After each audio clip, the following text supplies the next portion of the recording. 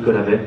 Vous êtes historien, vous êtes spécialiste de l'URSS et vous avez été même attaché culturel à Moscou à l'époque de la perestroïka. Les ouvrages que vous avez écrits sont très nombreux. J'en cite juste quelques-uns pour situer les choses. Il y a d'abord cette participation au livre noir du communisme qui avait fait un grand bruit à l'époque. Votre chapitre s'appelait « Un État contre son peuple, violence, répression, terreur », et je pense qu'on est en plein dans le sujet de ce soir. Vous avez écrit un livre aux éditions Complexes sur les procès de Moscou, un autre qui s'appelle « L'île aux cannibales », 1933, une déportation abondante en Sibérie. Vous avez écrit un autre livre qui s'appelle « La terreur et le désarroi, Staline et son système », et puis le dernier s'appelle « L'ivrogne et la marchande de fleurs », autopsie d'un meurtre de masse, 37-38, on est aussi en plein dans la période qui nous intéresse ce soir. Nicolas Vert, est-ce que vous pouvez nous dire un peu, nous situer d'abord la Grande Terreur dans le déroulé de l'histoire soviétique et nous donner un peu ses particularités par rapport aux autres épisodes qui s'apparentent aussi à de la terreur de Staline. Oui, merci. Bon, la Grande Terreur, oui, c'est un moment tout à fait à la fois typique et unique par son aspect paroxystique dans la violence stalinienne. C'est tout simplement le plus grand massacre d'État en temps de paix perpétré par un État contre son propre peuple. Nous sommes en 1937-38, l'horreur nazie n'a pas encore eu le temps de se déployer dans toute son horreur, puisque nous sommes avant la Seconde Guerre mondiale. 750 000 fusillés, difficile de se représenter. 750 000, c'est 750 000 fois 1, c'est-à-dire 750 fois 1000, une personne. Je pense que c'est important et c'est extrêmement important évidemment dans l'œuvre de Thomas Kijny de montrer justement l'individualité de ces victimes une à une, car les historiens travaillent avec les démographes avec des chiffres et il ne faut jamais oublier ce qu'il y a derrière ces chiffres terribles. 750 000 fusillés, c'est-à-dire en 16 mois, cela fait 50 000 par mois, 1600 chaque jour, exécutés d'une balle dans la nuque, dans le plus grand secret. Car, outre l'immensité de ce crime de masse, ce qui est frappant, c'est aussi le secret qui l'a entouré. Et je pense que ce secret n'est pas quelque chose qui a duré quelques années, voire quelques décennies. Ça a duré jusqu'à la fin de l'existence de l'Union soviétique. Car, au fond, secret, c'était le secret d'abord de l'arrestation, de l'instruction, du procès, si on peut parler de procès, il ne s'agit même pas de procès, puisque en une session, ces juridictions d'exception de la police politique du NKVD rendaient plusieurs centaines de sentences en quelques heures, en l'absence de l'accusé, bien sûr, en l'absence de tout avocat. Le secret était si bien gardé qu'on n'annonçait même pas aux détenus la sentence de mort. On a retrouvé dans les archives ce télégramme terrible de Frinovski, qui était le numéro 2 du NKVD, qui disait explicitement « surtout ne pas annoncer aux détenus leur sentence de mort ». Pourquoi ? Bon, pour que les choses se passent calmement, sans scandale. Donc les gens étaient tout simplement emmenés sur leur lieu d'exécution et exécutés d'une balle dans la tête. Secret évidemment aussi par rapport aux familles, puisqu'on n'annonçait jamais aux familles la sentence. On disait par euphémisme que les gens avaient été condamnés à 10 ans de camp sans droit de correspondance, alors qu'en 10 ans après, c'était 47-48, c'était encore la période stalinienne. Bon, ils attendaient le retour, il n'y a eu aucun retour évidemment de ces 750 000 fusillés et les 800 000 condamnés à 10 ans de camp pendant la Grande Terreur, parce que c'est plus d'1,5 million de personnes qui ont été arrêtées en 1937-38. Alors, après la mort de Staline,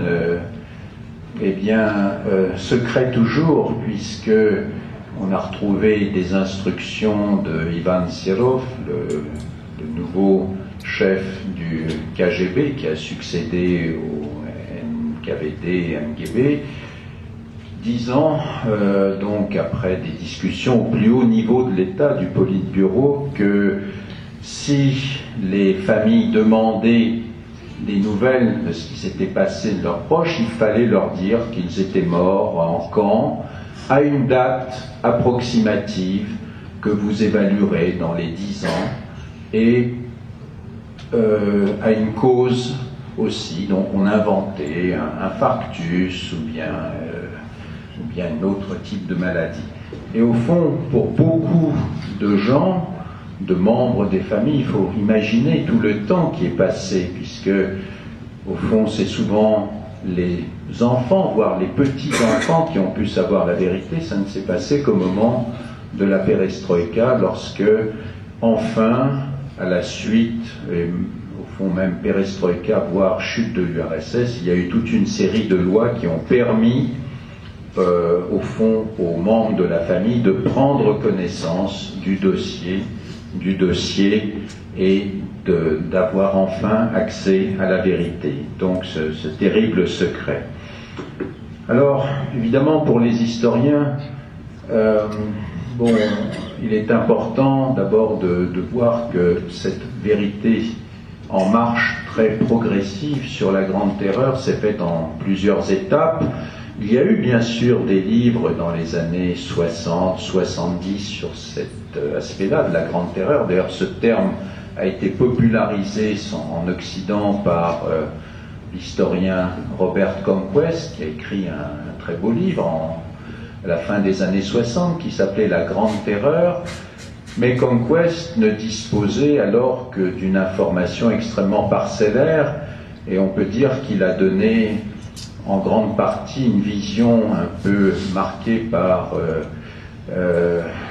disons, l'idéologie khrouchtchevienne, ce que Khrouchtchev avait bien voulu dire de la Grande Terreur dans son discours secret devant le 20e congrès du Parti communiste, dans la nuit du 24 au 25 février 1956, à savoir que la Grande Terreur, oui, c'était les grandes purges des grands responsables politiques, des responsables économiques, des responsables militaires. Donc une certaine vision de la Grande Terreur, au fond la face publique de la Grande Terreur. Donc au fond il a surtout parlé de cet aspect-là de la Grande Terreur, c'est-à-dire au fond des purges politiques. Mais quand dans les années, début des années 90, les historiens et les membres de l'association mémoriale, un certain nombre de membres de l'association mémoriale ont eu accès les premiers aux archives en 91, 92, ils ont trouvé une autre grande terreur, c'était la grande terreur secrète, c'est-à-dire les ordres opérationnels secrets du NKVD pris au plus haut niveau de l'État et du parti-État par Staline et ses plus proches collaborateurs, et on a trouvé une toute autre vision de la Grande Terreur qui n'était pas seulement les grandes purges du parti dont Khrouchtchev avait parlé, mais qui était toute une série d'opérations de nettoyage, d'ingénierie sociale et ethnique, qui touchait le petit peuple, qui touchait au fond tout le monde sur la base de quotas d'exécution et de quotas d'arrestation. Alors pourquoi cette opération de nettoyage, de purification sociale et ethnique, d'ingénierie sociale à un moment donné en 1937-38? L'explication la plus plausible, c'est que sentant venir la menace d'une conflagration internationale, Staline a très bien intégré la grande leçon politique de Lénine, à savoir qu'une guerre qui arrive a un effet extrêmement déstabilisateur sur tout régime politique, quel qu'il soit. Et donc il a voulu, dans son esprit évidemment, prendre une sorte de mesure prophylactique de nettoyage, d'éradication de tous ceux qu'on jugeait comme des éléments étrangers à la société socialiste, des éléments appelés socialement nuisibles selon les termes employés à l'époque, socialement nuisibles, socialement étrangers, avec cette idée un peu folle, mais qui était là véritablement très intégrée par les hiérarques du parti, comme Staline, comme Molotov aussi, qui en a parlé bien plus tard lorsqu'il a été interrogé par un journaliste appelé Tchouyev au moment de la perestroïka, et qui a dit oui, au fond on a eu raison de nettoyer, on s'est évité une 5e colonne d'espions et de diversionnistes étrangers à la solde des Japonais, des Allemands, des Polonais et d'autres puissances étrangères. Mais bien sûr, cette idée de nettoyage qu'il faut replacer donc dans cet esprit, disons, de stalinien de la seconde moitié des années 30, n'est qu'un point d'aboutissement, je dirais, radical et meurtrier de toute une ingénierie sociale et ethnique mise en œuvre, au fond,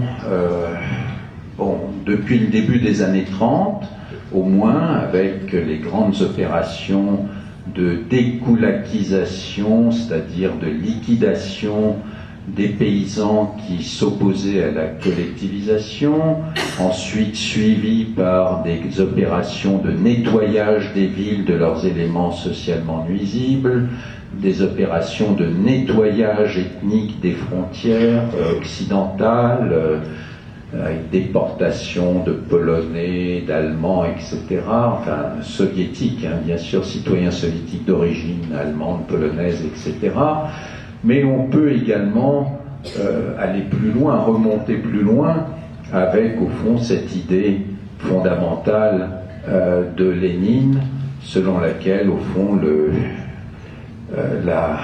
la politique n'est que la continuation de la guerre par d'autres moyens. Et donc avec évidemment cette idée fondamentale qu'il y a des amis et des ennemis irréductibles dans la société. Mais bon, ça c'est un grand débat évidemment historiographique sur la continuité ou les éléments de discontinuité entre Lénine et Staline. Voilà, on est en tout cas aujourd'hui beaucoup d'historiens en Russie, non pas en URSS, en Russie, s'occupent de ces questions. Je pense que notre connaissance des mécanismes de prise de décision, notre connaissance des relations entre centre et périphérie, sur la mise en œuvre de cette grande terreur, commence à être au fond relativement bien connue. Il y a pas mal de monographies régionales, un très grand travail est fait à la fois à Moscou, à Saint-Pétersbourg, en province. Il y a des écoles formidables d'historiens à Perm, à Novosibirsk et dans d'autres endroits, avec voilà, un grand travail qui est fait, même si l'accès aux archives, notamment de la sécurité d'État, reste encore très restreint. Mais heureusement que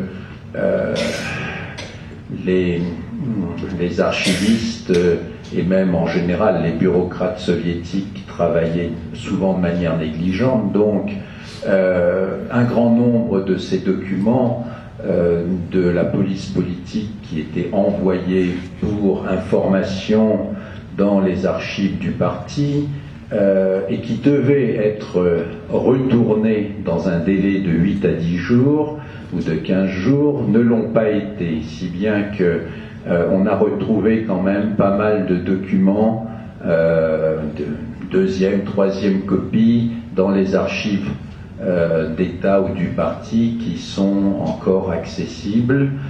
Voilà, mais évidemment, il y a pas mal encore de problèmes.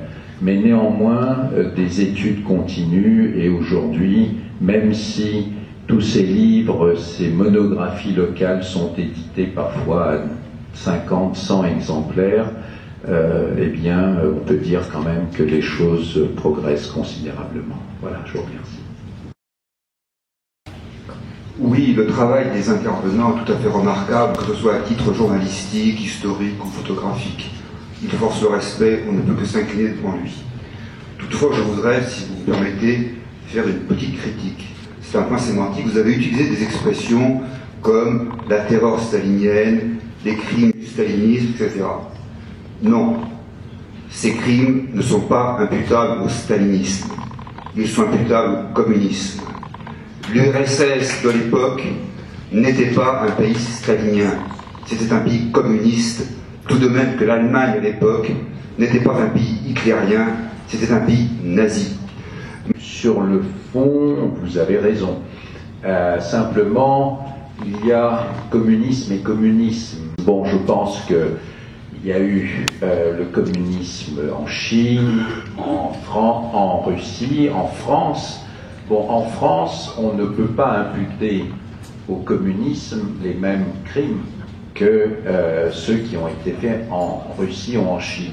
Il y a des histoires nationales, il y a des particularités nationales, et au-delà d'une même étiquette, je pense que si l'on est vraiment objectif et si on regarde les histoires nationales, il y a des spécificités de ces histoires. Et bon, en Russie, il y a une spécificité de l'histoire russe et du communisme russe, en Chine, au Cambodge, à Cuba, etc.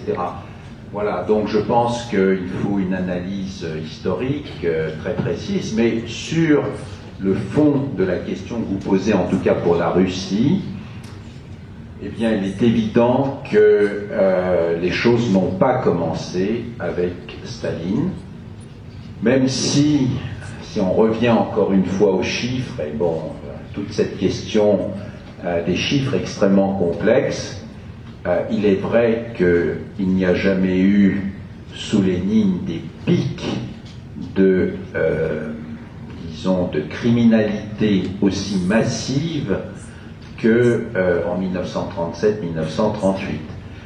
Même si, bien sûr, les racines sont évidemment là déjà dès 1917, 18, 19. Bon, c'est bien la thèse que j'ai développée, mais je reconnais que ce sont des questions qui sont ouvertes et qui sont des questions qui nécessitent disons une mise en perspective historiographique. Je pense que effectivement la base d'où il faut partir, c'est le travail des historiens, qu'ils soient russes ou des historiens qui travaillent sur la mémoire russe. Et il est évident que le premier goulag, c'était celui des Solovki, qui date de l'époque de Lénine. Voilà, c'est juste un fait historique. Cette grande terreur, comment fonctionnait-elle pour sélectionner un charpentier, un expert comptable, un boulanger? Est-ce qu'ils étaient vraiment ces agents nuisibles? Et comment étaient-ils repérés et comment étaient-ils sélectionnés? Autrement dit, est-ce que c'était un système volontairement irrationnel et aléatoire pour semer la terreur, ou est-ce qu'il y avait vraiment un système de dénonciation très systématique, organisé, qui avait sa propre logique? Bon, il faut bien comprendre que la particularité terrible de la Grande Terreur, c'était qu'elle était sur une base de quotas. Donc, on peut aujourd'hui retracer jour par jour, exactement comme on le fait au fond pour la solution finale nazie, on peut retracer au jour le jour les processus de prise de décision et d'application des mesures décidées par la Grande Terreur. Donc, au point de départ, bon, il faut être précis, je ne vais pas parler longtemps, mais il faut être précis. Au point de départ, c'est en effet Staline qui, le 2 juillet 1937, dans une directive secrète, demande à tous les responsables régionaux et du parti et du NKVD de lui fournir des chiffres des gens à éliminer. On parlait de la première catégorie, c'est-à-dire les plus dangereux dans l'idéologie, les plus dangereux, peine de mort, et la deuxième catégorie, un peu moins dangereux, 10 ans de camp. À ce moment-là, donc, les responsables régionaux du parti et du NKVD, on leur donne 5 jours pour donner des chiffres du nombre donc, de gens, région par région, à exécuter ou à exiler ou mettre en camp. Au départ, c'est l'exil, ensuite on met en camp. Donc les responsables, comment est-ce qu'ils vont trouver ce chiffre magique? Eh bien, ils vont recourir au fichage. Il y a un très grand nombre de gens qui ont été fichés depuis des années. Donc la police politique et la police ordinaire avaient des systèmes extrêmement disons, complexes. On n'était pas à l'ère de l'ordinateur, c'était des petites cartes décentralisées, un système de fichage. Donc, première manière de trouver les nombres de gens à exécuter ou à envoyer en camp, c'est de consulter les fiches dans les garder au niveau régional, au niveau local. Et donc, les responsables du parti et du NKVD vont envoyer à Staline et à Yezhov, le chef de la police politique, un nombre précis, à l'unité près, et donc parmi ces chefs, il faut bien voir qu'un des grands chefs locaux du parti s'appelait Nikita Khrouchtchev. Nikita Khrouchtchev, dans un télégramme, donc on a retrouvé cette correspondance chiffrée, il va dire, pour Moscou, voilà, il y a 32 820 personnes voilà, qui correspondent donc aux ennemis, dont 8 500 en première catégorie et 23 000 ou 24 000 en deuxième catégorie. À ce moment-là, donc, après discussion au Politburo, on va donner des chiffres arrondis, on va donner des quotas. Donc, dans le fameux ordre secret 00447 du 30 juillet 1937, donc des listes entières par région de quotas, et on arrivait à ce moment-là à peu près à 80 000 à exécuter et à environ 250 000 à mettre en camp pour 10 ans. Mais là, qu'est-ce qui va se passer? Une dynamique va s'enclencher, car tous les responsables régionaux du parti du NKVD sentent très bien qu'il ne faut pas, il faut en faire plutôt plus que moins. Et donc, ils vont commencer très rapidement, au bout de 2 ou 3 jours, à demander des suppléments de quotas, parce que Yezhov, qui les a convoqués, leur a dit le meilleur, ce sera celui qui réalisera le meilleur chiffre. Et donc, on va avoir cette correspondance terrible que j'ai publiée, donc, et que des historiens russes également ont publié, donc, pour comprendre comment, petit à petit, une émulation se passe, parce que ces responsables, et ça c'est la question évidemment soulevée par Arsène Raginsky et d'autres, ont également, au fond, un pistolet sur la tempe, car ils savent très bien que si ils ne remplissent pas le quota, eh bien eux-mêmes feront partie des victimes. Même s'ils le remplissent, ils en font finalement partie. Et donc, voilà, et donc c'est ainsi, par exemple, que pour cette opération précise, les quotas en première catégorie de cette opération qui devait durer 4 mois à l'origine et qui dure en fait 16 mois, ont été multipliés par 5, et les quotas de deuxième catégorie par 2. Voilà un exemple. Donc, tous ces mécanismes... Alors, comment est-ce qu'on va trouver les autres victimes? Parce qu'ok, on avait un vivier de quelques centaines de milliers de personnes déjà fichées. Eh bien, on va arrêter en grande partie au hasard, parce que la machine s'emballe, et donc on va arrêter les gens dans des gares, sur les marchés, un peu partout, mais également on va profiter des dénonciations, on va éplucher encore une fois les listes qu'on avait, évidemment, les gens avouent sous la torture d'avoir fait partie d'une organisation, car on ordonne également à la police politique, non pas de trouver seulement des gens seuls, les adinochi, mais des grandes organisations terroristes, ramifiées, etc. Donc on va remonter des chaînes relationnelles. Alors évidemment, il y a des milieux qui sont plus visés. Par exemple, c'était très facile de remonter des chaînes relationnelles dans le clergé, parce que le clergé, c'est une organisation où les gens ont des relations entre eux. Donc on va, par exemple, arrêter un très grand nombre de prêtres, mais également, on va finalement remplir des quotas.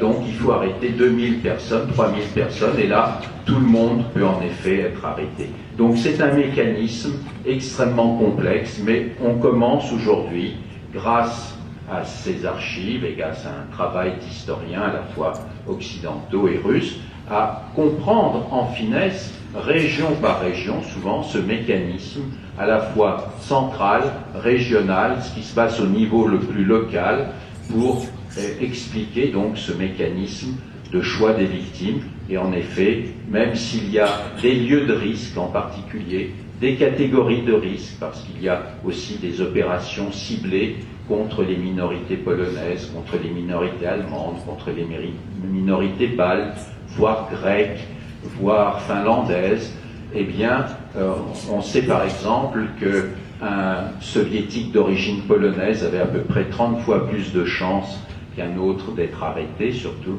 s'il habitait dans une ville, ou bien il y avait des régions particulièrement à risque, les régions frontalières, ou bien des usines à risque, parce que s'il y avait eu beaucoup d'accidents dans les années précédentes, ce qui arrivait évidemment dans les conditions de fonctionnement de l'industrie soviétique un peu poussées à fond dans les années 30, eh bien tout accident devenait preuve d'un sabotage, donc on rouvrait des dossiers ordinaires. Et puis il y avait tout simplement les gens qui étaient en prison depuis un mois ou deux pour une petite affaire tout à fait minable, une toute petite affaire. Et bien voilà, et bien c'était des cibles idéales, puisqu'ils étaient au fond, on les avait sous la main. Voilà par exemple donc comment se faisait ce mécanisme assez complexe qu'on commence petit à petit à mieux comprendre.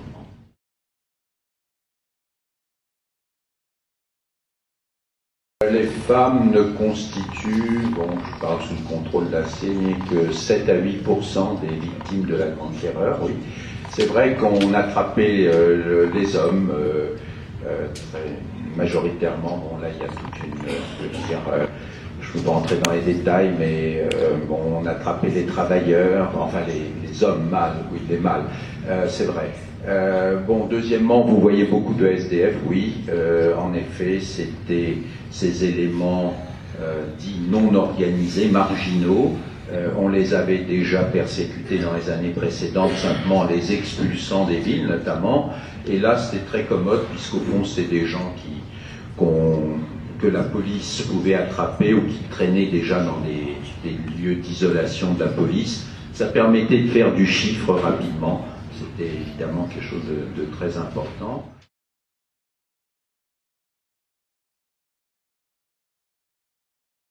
Bon, concernant les purges dans l'armée, bon, les chiffres ont été un peu revus à la baisse, mais il s'agit de plusieurs dizaines de milliers d'officiers, ce qui représente, encore une fois, si on prend les élites politiques, militaires, économiques, on est à moins de 10% de l'ensemble des victimes.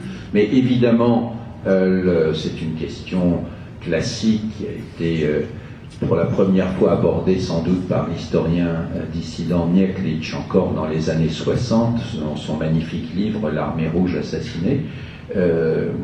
Donc c'est un élément d'affaiblissement considérable de l'armée rouge qui s'est manifesté très rapidement dans la guerre avec la Finlande en 1940, bien sûr au moment de l'invasion nazie. Bon, c'est une question relativement bien connue, mais ce n'est qu'un des éléments, et sans doute pas le principal, pour expliquer la signature du pacte germano-soviétique qui avait des visées géopolitiques beaucoup plus globales Voilà, mais c'est un des éléments, en tout cas, d'affaiblissement, bien sûr, de l'armée rouge et du commandement de l'armée rouge en 1940 et 1941.